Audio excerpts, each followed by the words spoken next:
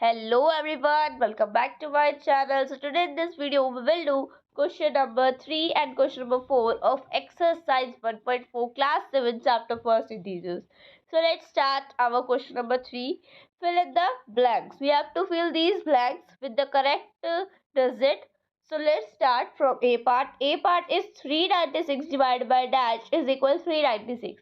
369 divided by dash is equal 369.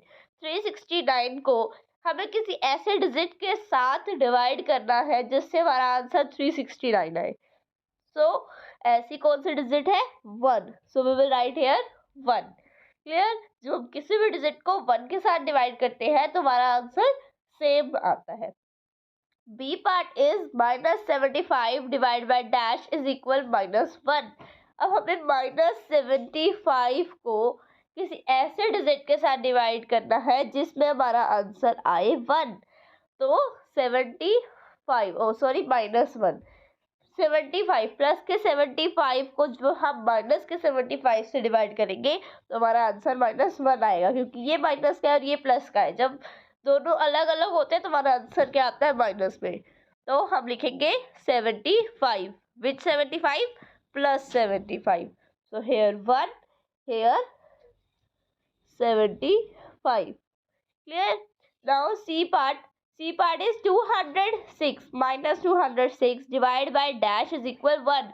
अब हमें -206 को किसी ऐसे डिजिट के साथ डिवाइड करना है जिसमें हमारा प्लस का 1 आंसर आए.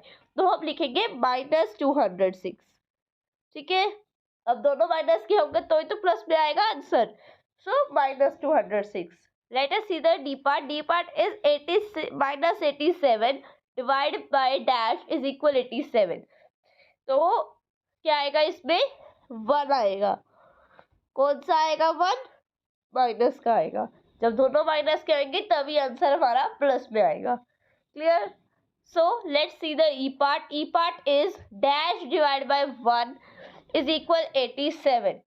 1 के साथ किस डिजिट को डिवाइड करें जो हमारा आंसर 87 -87 आए? तो हम किसको डिवाइड करेंगे? -87 को. ठीक है? ये माइनस का होगा 87 और ये प्लस का होगा, तो माइनस प्लस माइनस में आंसर आएगा. क्लियर?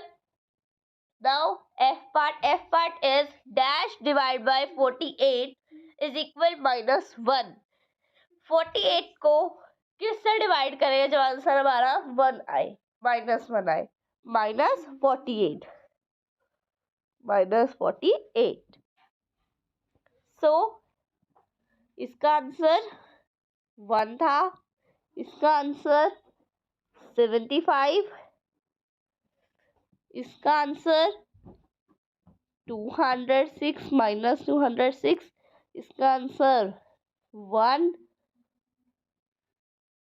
-1, इसका आंसर 87 माइनस का 87 और इसका आंसर -48. G पार्ट पे देखो. G part is 20 divide by -2. 20 को किसी ऐसे डिजिट से हमें डिवाइड करता है जिसमें हमारा आंसर आए 2. सो पहले अब हम क्या करेंगे? इनको मल्टीप्लाई कर देंगे, क्योंकि बाकी सब में क्या था? 1/2 और डिजिट थी, ये सब था. ठीक है? 1 से रिलेटेड थे और सेम डिजिट्स वाले थे, तो वो हमने कर लिया.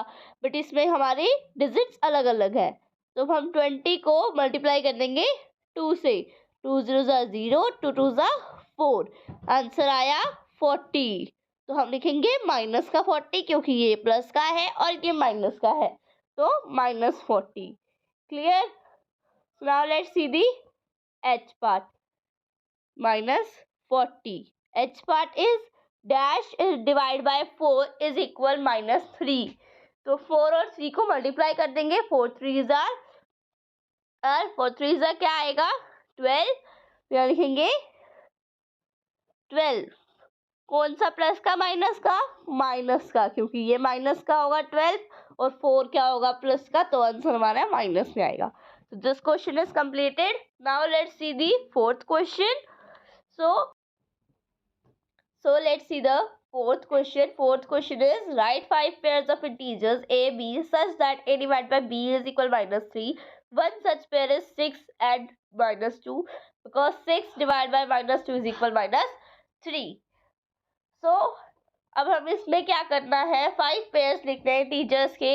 जब हम उन दो इंटीजर्स को डिवाइड करें तो हमारा आंसर -3 आए। जैसे कि यहाँ पर आपको एक एग्जांपल दिया हुआ है 6 और -2। जब हम 6 को -2 से डिवाइड करते हैं तो हमारा आंसर -3 आता है। So let's find the 5 pairs. अब हम क्या करेंगे, 5 पेयर्स ढूंढने के लिए सारी टेबल्स को 3 से मल्टीप्लाई करते रहेंगे। अब 2 की टेबल तो इन्होंने कर ली यहाँ पे, अब हम 3 की टेबल करते हैं। 3 3 क्या होता है 9, तो हम लिखेंगे 9 एंड -3। ठीक है, ये पेयर हो गया एक। दूसरा पेयर, अब 4 की टेबल पे चलते हैं। 4 3 12, तो 12 एंड -4, ये एक पेयर हो गया। तीसरा पेयर 5 की टेबल पे चलते हैं। 5 3 15, 15 एंड -5। ठीक है, चौथा पेयर पे चलते हैं। 6 को 3 से मल्टीप्लाई करते हैं। 6 3 18, सो 18 डिवाइड बाय -6, 18 एंड -6। एक पेयर ये हो गया, ये 4 पेयर हो गए। अब लास्ट 5th पेयर 7 की टेबल से मल्टीप्लाई कर देते हैं 3 को। 7 3 21, सो 21 डिवाइड बाय 3, 21 एंड -7। ये 5 पेयर्स आपके यहाँ पर हो गए हैं, तो ये आपको अपनी नोटबुक में राइट कर लेना। Clear? So this question is completed. If you have any of the query in both the questions, you can comment me in the comment box. Okay, bye bye.